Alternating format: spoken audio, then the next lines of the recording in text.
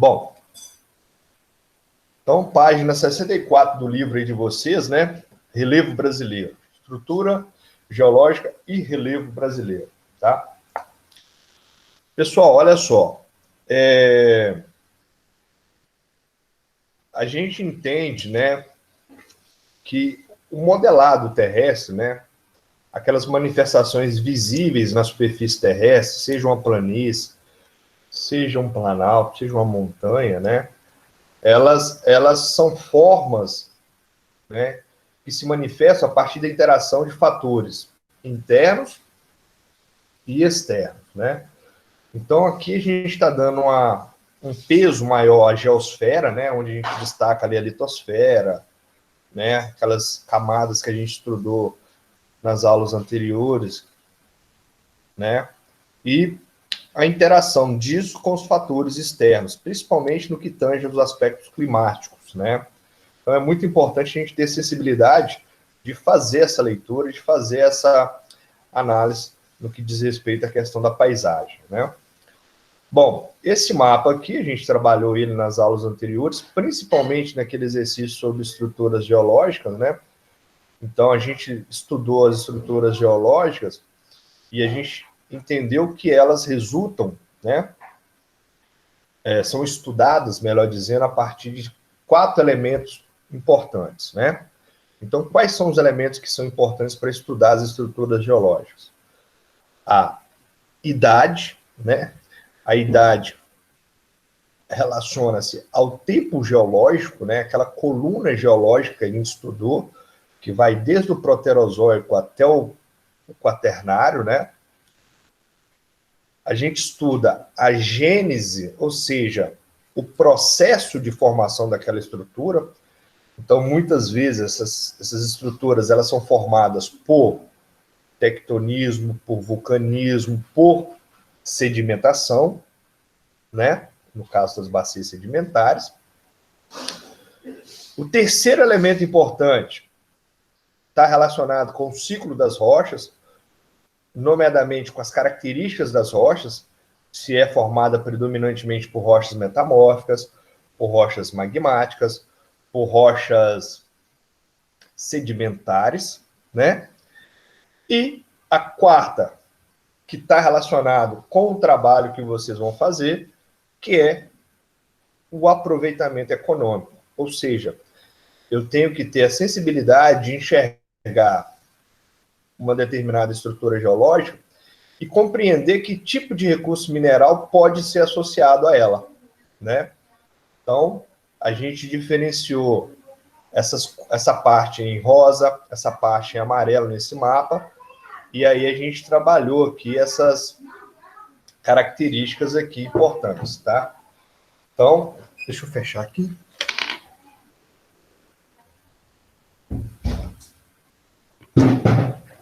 Tá. Então, acho que está bem tranquilo sobre essa estrutura geológica. Quem tiver, daqui a pouco me sinaliza.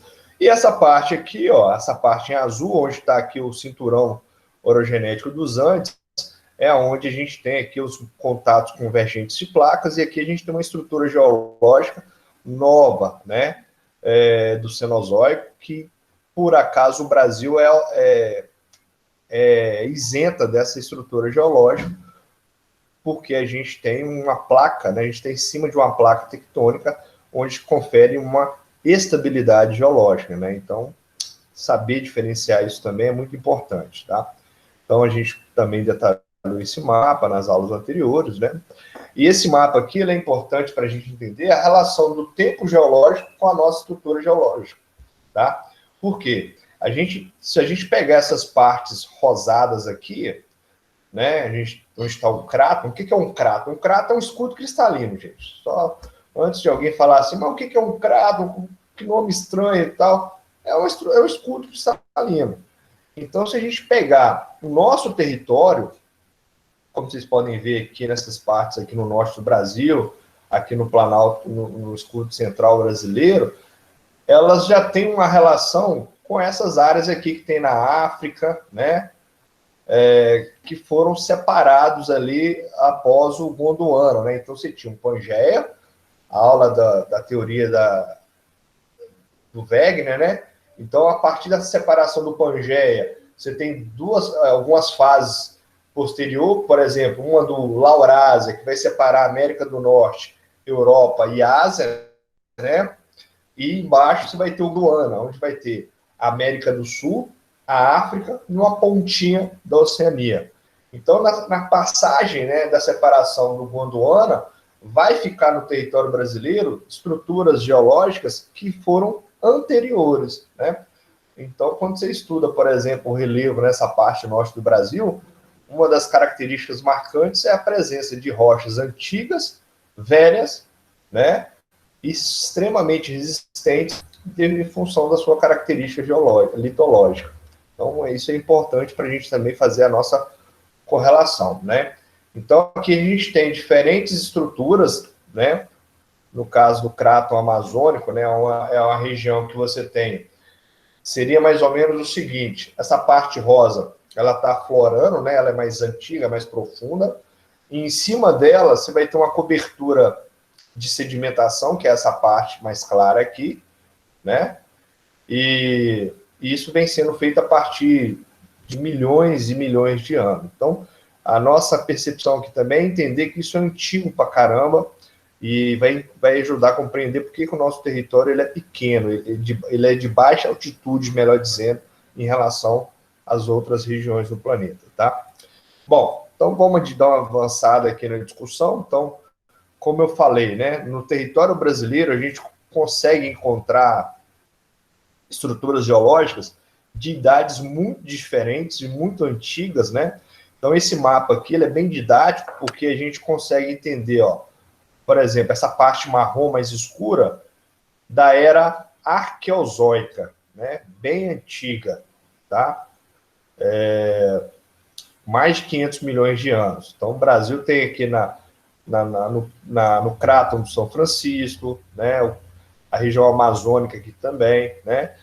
Por outro lado, em cima dessa estrutura antiga do Arqueozoico, você tem camadas sedimentares, que é essa parte amarela aqui, ó. No caso da Amazônia, na Bacia do Paraná, a Bacia do Parnaíba, né? Então você vê na legenda do mapa aqui, ó, bacias sedimentares. Ó, 500 milhões de anos. Então você tem uma camada bem mais antiga que essa marrom, em cima dela você tem sedimentos, né? Aí vocês lembram que da onde surgiu os sedimentos que estão presentes aqui? Foi erodido aqui e depositado aqui, tá? E tem essa faixa verde, né, que é aqui as planícies costeiras brasileiras, que por sinal são áreas de sedimentação e que é onde a gente encontra, por exemplo, o pré-sal, a exploração do petróleo brasileiro em águas profundas, né, onde a gente encontra petróleo a 5, 6 mil metros de profundidade na plataforma continental, que coincidentemente é uma área de sedimentação, tá? Bom, então é importante também a gente ter essa leitura aqui do território brasileiro. Bom, sobre a questão dos recursos minerais, eu não vou entrar nela agora não, eu vou deixar isso para um outro momento, quando a gente for começar o trabalho, ok?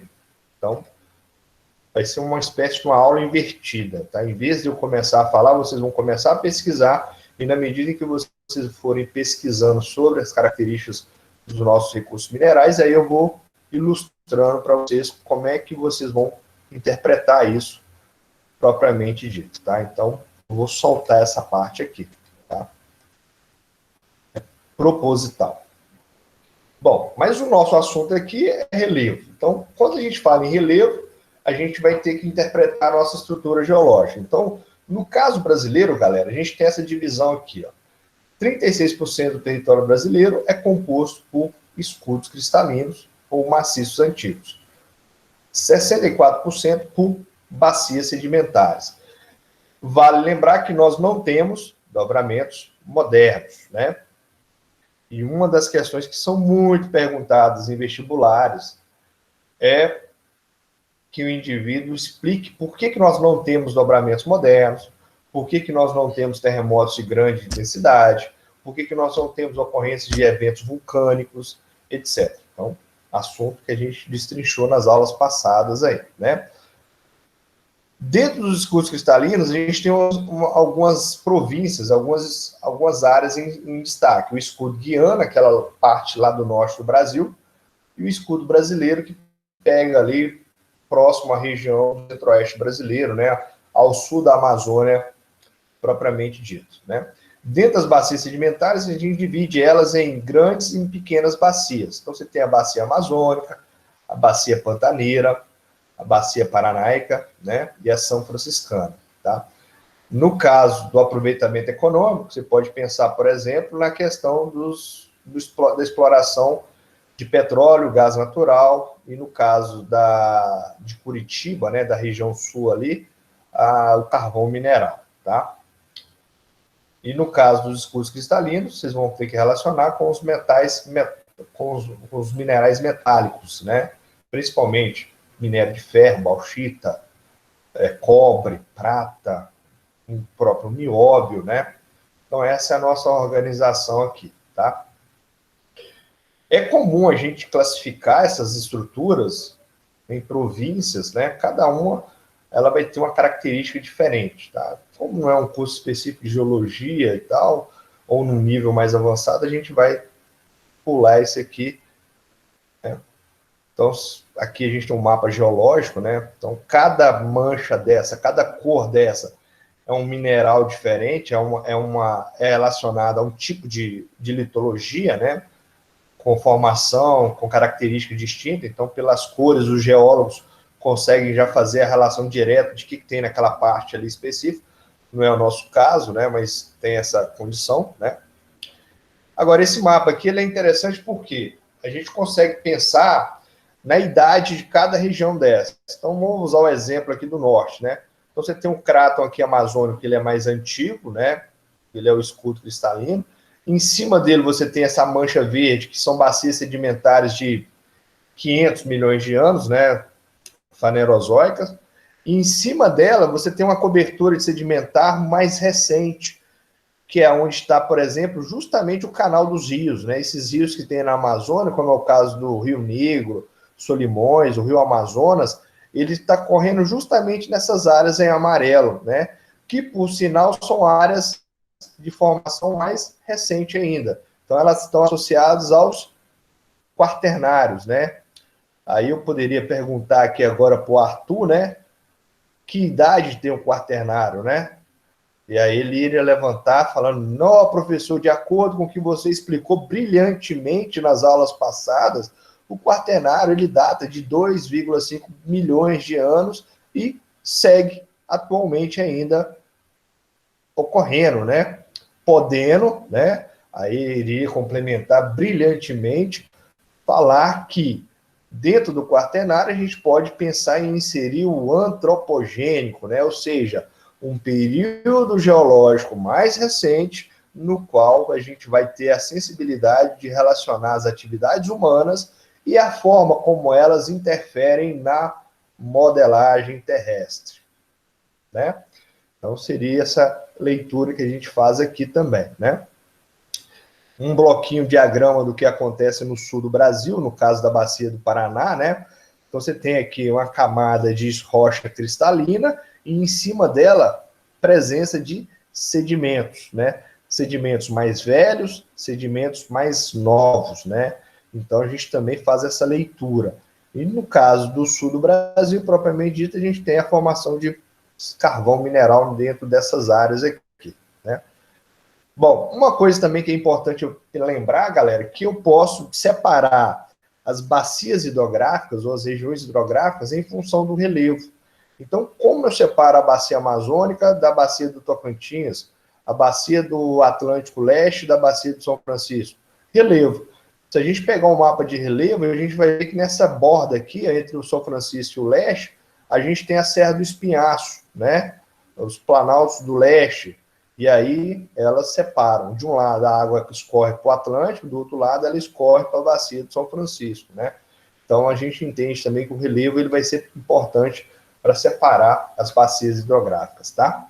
Bom, sobre o relevo. Então, essa hora você deve estar pegando uma folha em branco no caderno e vai fazer um esqueminha, um mapa mental, diferenciando um planalto, uma depressão, numa planície, tá? Então, no relevo brasileiro, a gente vai ter essas 3 formas de relevo presentes. O que é um planalto? Né?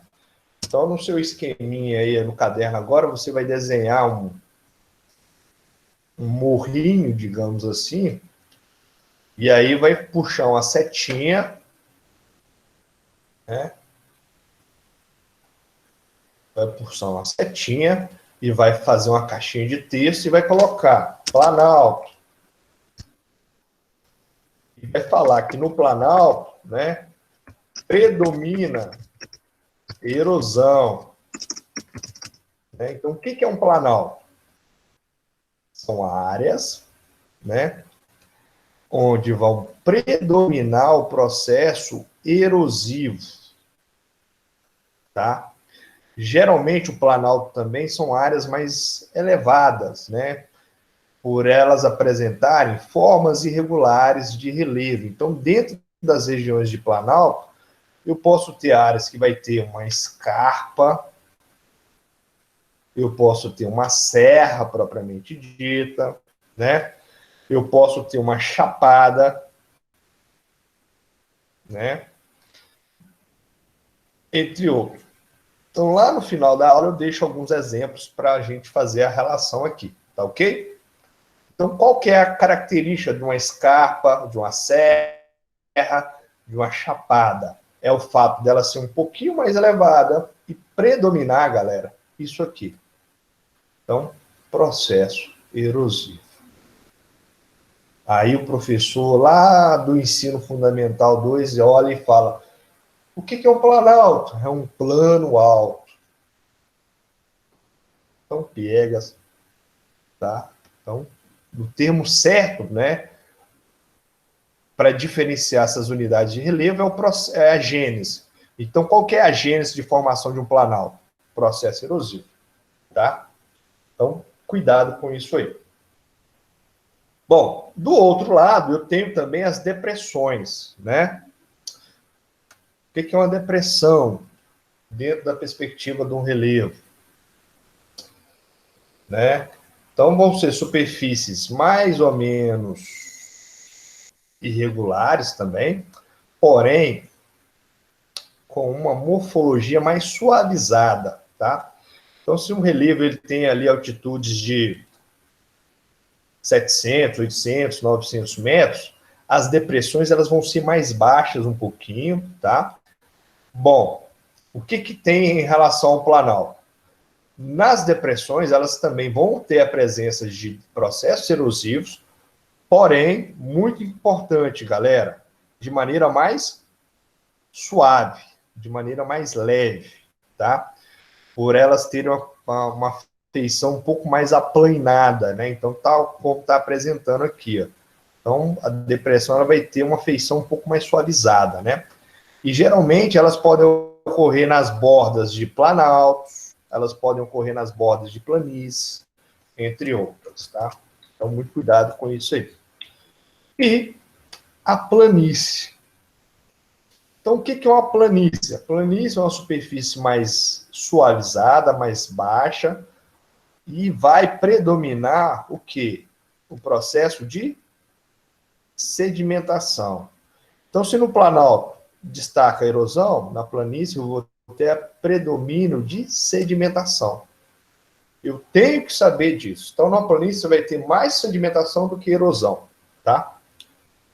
E geralmente são cotas altimétricas ou áreas de altitude inferiores a 100 metros, tá? Então, elas são muito associadas às áreas próximas a rios, lagos, mares, né? Por serem características de áreas de nível de base. Tranquilo? Então, isso é uma classificação de relevo, planalto e planície. Como é que eu diferencio? Basicamente, eu tenho que entender a gênese do processo. Tá? Se eu entender isso aqui, vai ficar muito fácil as análises posteriores. Bom, o que eu cobro disso ou o que se cobra disso? Bom, primeiro, Das 3 unidades, qual é melhor para construir uma cidade? Das 3 unidades, quais delas vão ter determinados tipos de riscos ambientais, como, por exemplo, onde vai ter movimento de massa, onde vai ter inundação, enchente, onde é melhor para construir áreas, ou melhor, onde é melhor para desenvolvimento agrícola, por exemplo. Então, não é só decorar o que é um planalto, o que é uma depressão, o que é uma planície. Não. Eu preciso entender o que está formando aquilo ali, qual a relação disso com os fatores externos e também que tipo de aproveitamento econômico, que tipo de uso eu posso empreender em cada uma dessas unidades. Isso, gente, é muito importante, porque os vestibulares atuais, eles não querem saber se você sabe decorar o que é um planalto, mas muitas vezes eles estão lá colocando uma matéria de jornal que mostra um acidente de movimento de massa, uma enchente, uma inundação, ou uma área de agricultura, e pede para você fazer a relação disso com a atividade econômica, com o risco ambiental, né? Uma vez que a gente fala, por exemplo, muito hoje em problemas ambientais, eventos climáticos extremos, enchentes, tempestades, né? E como é que isso pode estar relacionado a essas unidades de relevo. Então, hoje é muito mais cobrado essa perspectiva do que propriamente a decoreba de saber o que é isso, tá? Então, isso é uma regra um toque que eu dou para vocês aí, beleza? Bom, no caso do relevo brasileiro, a gente tem essas classificações que elas são resultados de outras formas de estudar isso aí. Então, a primeira classificação de relevo que a gente tem é a do Haroldo Azevedo, lá por volta da década de 40, ele baseou-se no critério de altimetria. Então, ele pensou o seguinte, bom, para eu fazer um mapa de relevo, o que eu vou levar em consideração? Ele pensou, então vou levar em consideração a altitude, até tantos metros planície, acima de tantos metros planalto. Então ele vai criar o primeiro mapa ali do território brasileiro, destacando essa perspectiva, né? Uma crítica que se faz ao trabalho dele, né? Lembrando que a gente está falando da década de 40, é que ele não levou em consideração, por exemplo, a evolução geológica, os eventos tectônicos, vulcânicos, as estruturas geológicas e também a gênese, né? O que forma um planalto, o que forma uma planície, por exemplo. Então, é uma classificação mais grosseira. Bom, o Haroldo Azevedo, né, serviu de referência para o Aziz Abissab, né, criar uma segunda classificação do relevo. Então, ele vai pegar a característica da altitude, né, então, a diferença de altitude, só que ele vai introduzir nessa questão aí o que eu acabei de falar. Então, ele vai entender o seguinte, que os processos geomorfológicos, né, ou seja, a sedimentação, a erosão, também vai interferir na classificação de relevo. Então, a classificação do Aziz Abissab, ela vai ser um pouquinho mais complexa, né, com mais unidades de relevo. Então, ele vai pegar a altitude e, junto com a altitude, ele vai falar, bom, ali tem 600 metros, predomina erosão, então é um planalto, né? Ó, ali tem 200 metros, mas predomina sedimentação, então é uma planície. Então, de maneira bem grosseira, seria isso, tá? O Aziz Abissab, que foi professor do Jurandir Ross, né, tudo ali da USP, da Universidade de São Paulo, ele vai pegar, a partir da década de 80, né, as bases que ele tinha do Haroldo Azevedo, do Aziz Abissab, e vai introduzir uma nova característica, uma nova concepção para classificar o relevo brasileiro.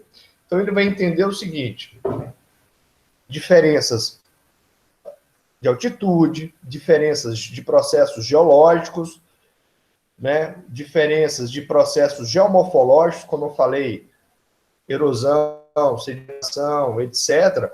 E junto com isso ele vai misturar a questão do levantamento da superfície do território brasileiro feita a partir de sistema de satélites, né? Então, o Jurandir Ross ele vai ter esse material ainda para subsidiar a classificação dele. E aí ele vai criar uma classificação de relevo muito mais complexa, né, que vai ser utilizada como referência até hoje, né? Então, esse aqui é o mapa do Haroldo Azevedo, né, entre planaltos e planícies, né, 7 unidades de relevo. Esse é o mapa do Aziz Abissab, né? Então, ele já vai ter mais unidades de relevo, né, quase o dobro, se eu não me engano. tá? Dando destaque ao predomínio de planaltos, e essa é a classificação do Jurandir Rosa. Ah, eu tenho que saber isso aqui? Decorar cada uma dessas? Não, não precisa.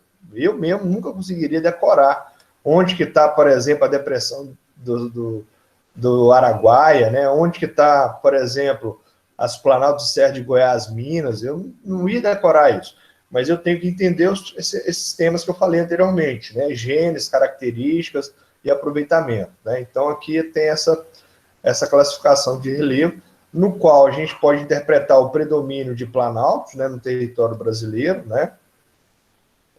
Mas, olha só que coisa curiosa, do ponto de vista das estruturas geológicas, a maior parte vai estar coberta por bacias sedimentares. Então, a gente tem essa nuance aí, tá? Bom,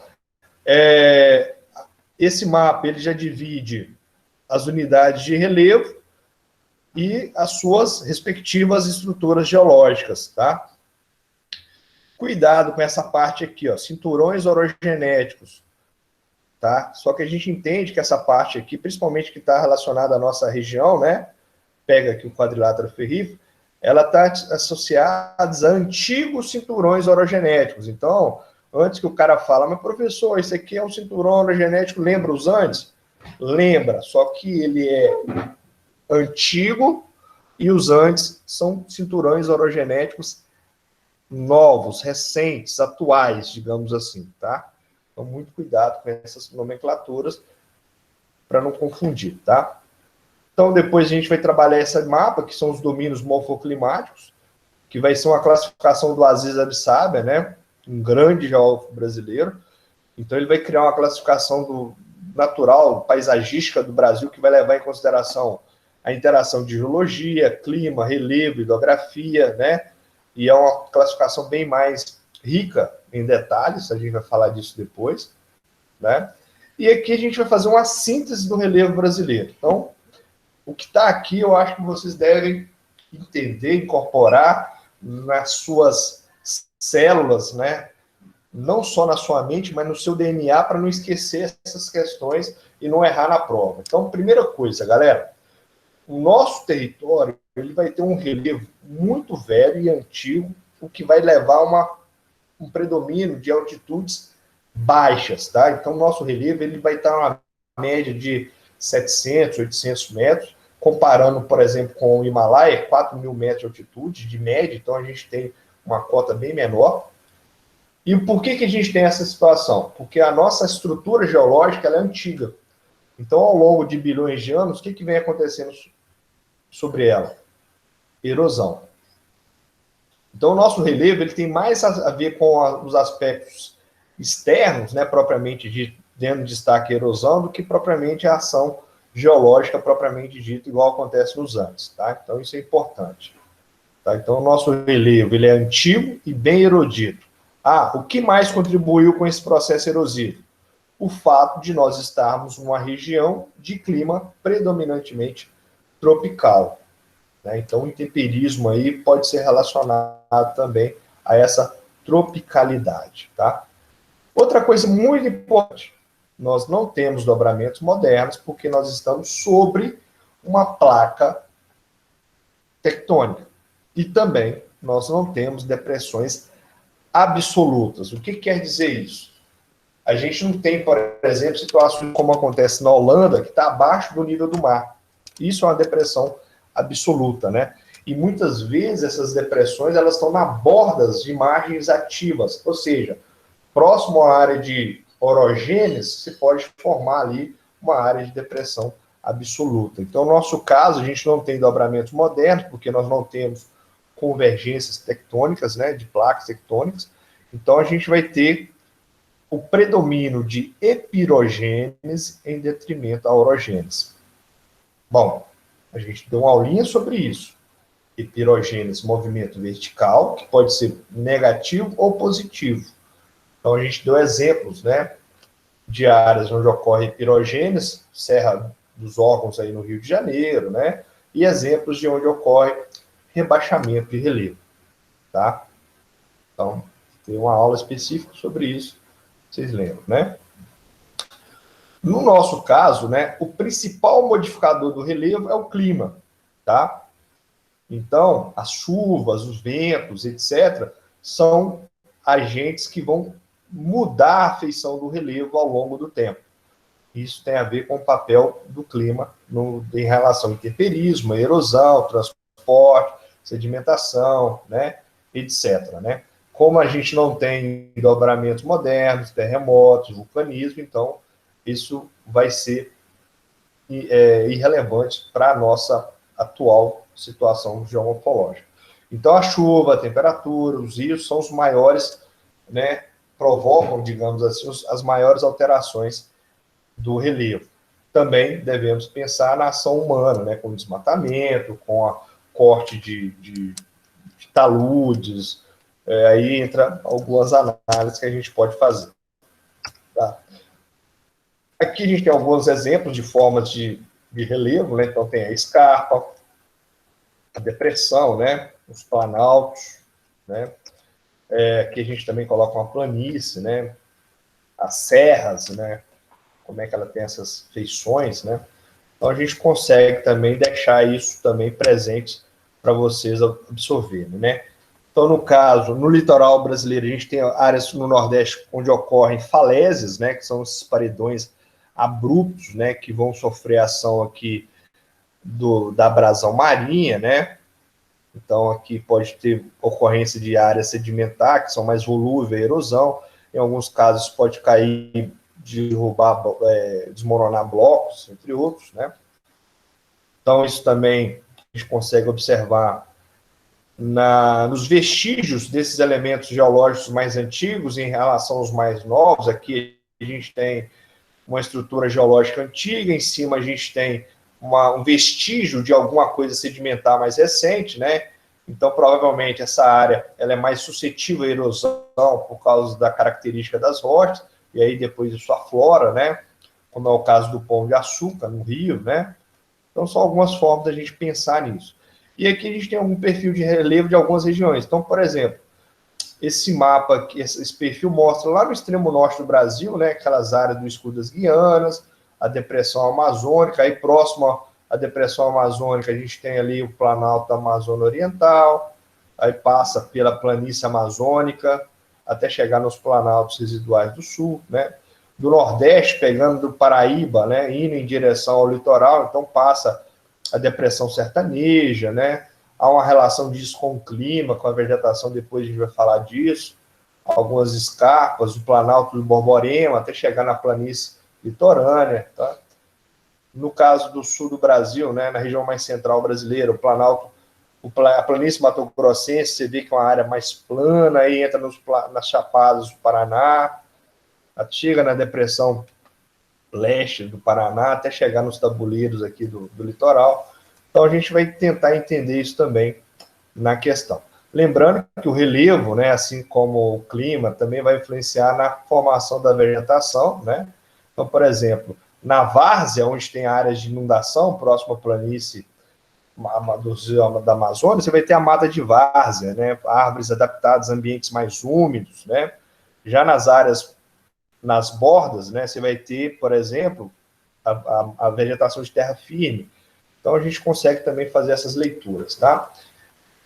Bom, vamos lá, então, para as questões. Vamos aqui. Deixa eu encerrar aqui.